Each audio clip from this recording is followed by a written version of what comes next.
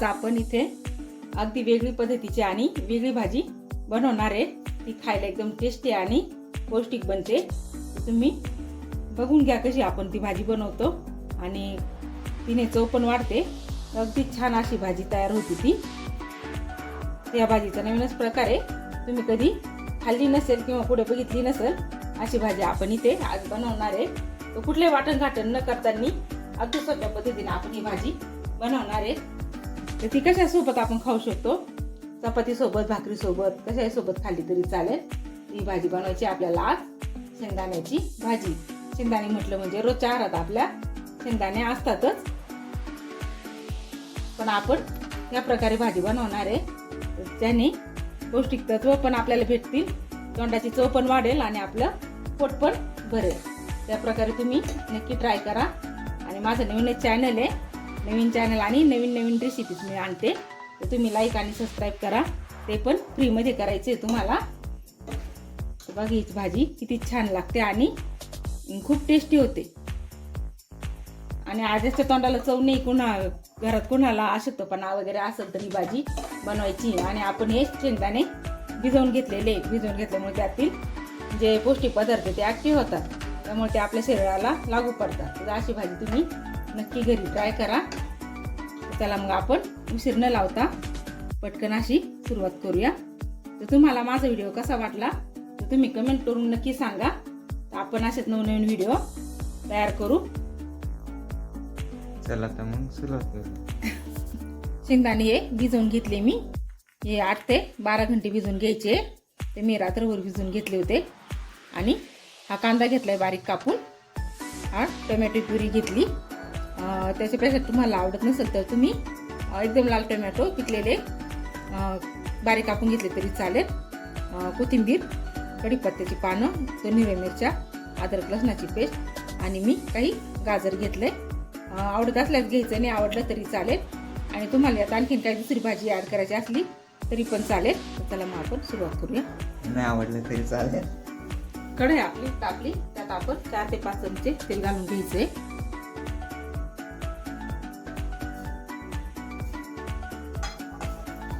तेल गरम झालं की आपण त्यात जिरे घालून घ्यायचे।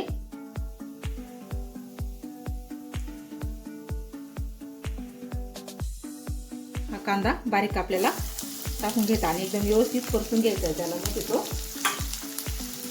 छानपैकी लालसर कलर येईपर्यंत।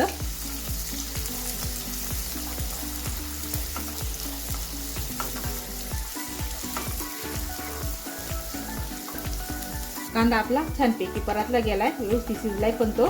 त्यात आपण ही टोमॅटोची पेस्ट घालून घ्यायची आहे। आता ही छानपैकी परतून घ्यायची आपल्याला।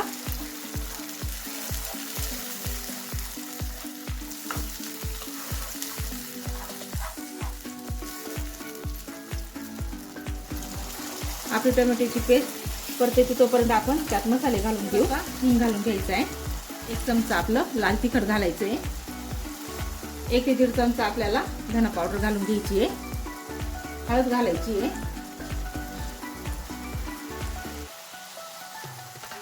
आणि शिमला मिरची पावडर 1 चमचा घालायची आहे।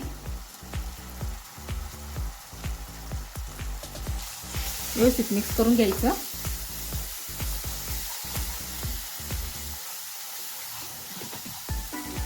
यातच आपल्याला अद्रक लसणाची पेस्ट घालायची आहे आणि अजून हिरव्या मिरच्या आणि हा कढीपत्ता। हा मसाला आपल्याला अगदी छानपैकी परतून घ्यायचा।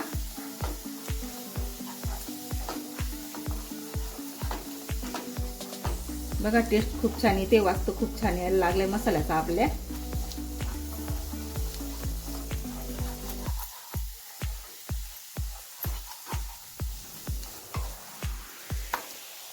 गरम मसाला घालायचा आहे चमचाभर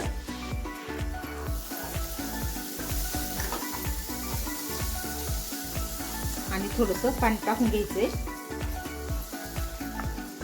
आता हे मसाले एकजीव होईपर्यंत आपल्याला व्यवस्थित शिजून घ्यायचे। तर आपण याच्यावरती 5 मिनिटं झाकण ठेवून छान मसाले आपण शिजून घेऊ।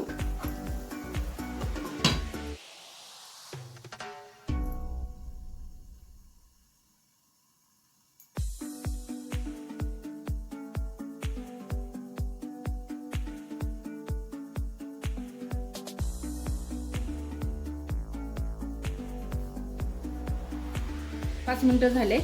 आपला मसाला छानपैकी एकजीव पण झाला आणि छान अशी ग्रेव्ही झाली.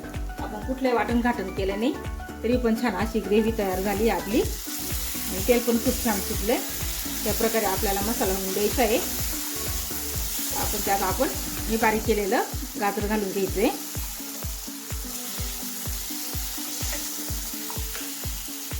आणि हे भिजवलेले शेंगदाणे जाड बारीक तुम्हाला जसे आवडत तसे शेंगदाणे तुम्ही घ्यायचे आणि छान मी धुवून पण घेतले ते 2-3 पाण्यानं.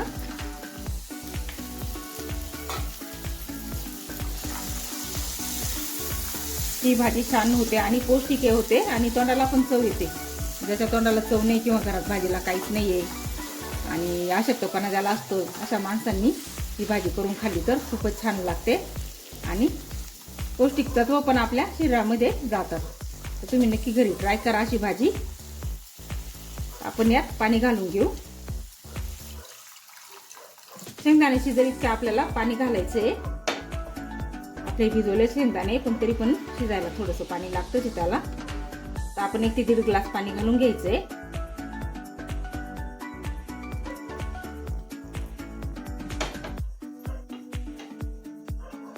कापलेली कोथिंबीर आपण घालून घ्यायची आहे आणि चवीनुसार मीठ घालायचंय. चमचाभर मीठ घालून घेतलं